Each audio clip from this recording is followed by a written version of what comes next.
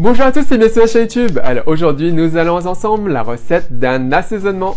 Un assaisonnement très pratique et très utile, notamment dans la cuisine asiatique, quand vous réalisez par exemple des onigiri, ou bien des kimbap, ou bien juste pour donner du goût à votre riz blanc. Il s'agit en fait de graines de sésame. Graines de sésame grillées et salé, que l'on appelle en cantonais chao ti mayim ou ti mayim, et en coréen on appelle ça kesseumgum. Et c'est fait avec des graines de sésame blanc, comme ça, on va les griller, puis ensuite on va saler tout ça, et ça se conserve très longtemps, et c'est super pratique dans votre cuisine. Et sinon, vous allez voir, la recette est très simple à faire, et sinon, pour la recette, c'est tout de suite.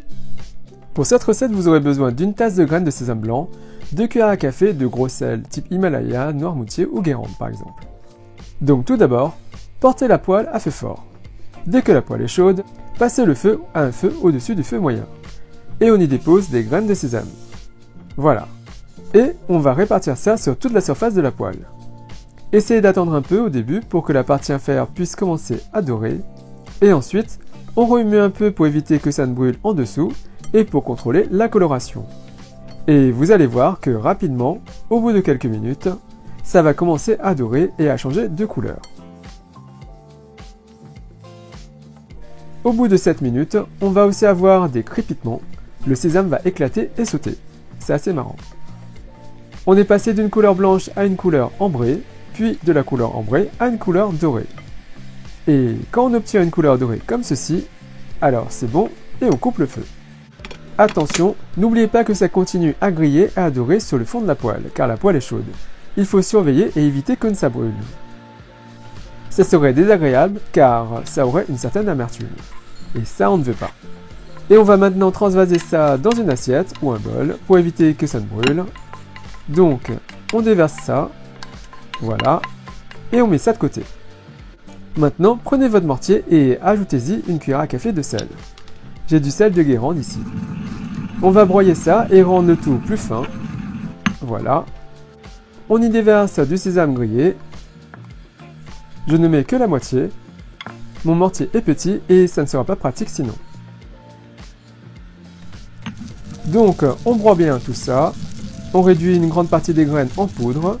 Vous ne pouvez pas sentir cela, mais ça sent super bon le sésame grillé. On a tous les arômes qui s'évaporent dans les airs.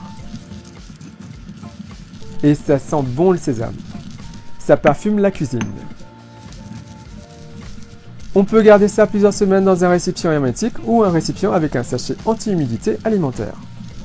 Et en termes d'utilisation, je les utilise pour mes onigiri ou je les mélange avec du riz. J'en mets sur mes salades ou bien dans mes kimbap aussi. C'est super pratique comme assaisonnement. D'ailleurs, en coréen, le sésame classique blanc est appelé chamke, le sésame grillé est appelé tongke et le sésame grillé avec du sel, kesseum. En cantonais, on pourrait appeler ça patima pour le sésame blanc, chao tima pour le sésame grillé ou le timayim pour le sésame au sel. Pour mes kimbap, je le mélange aussi avec du piment en poudre, donc du gochugaru ou à de l'ail frit que je broie aussi au mortier. C'est super bon et c'est super pratique. Il ne me reste plus qu'à le mettre dans un récipient.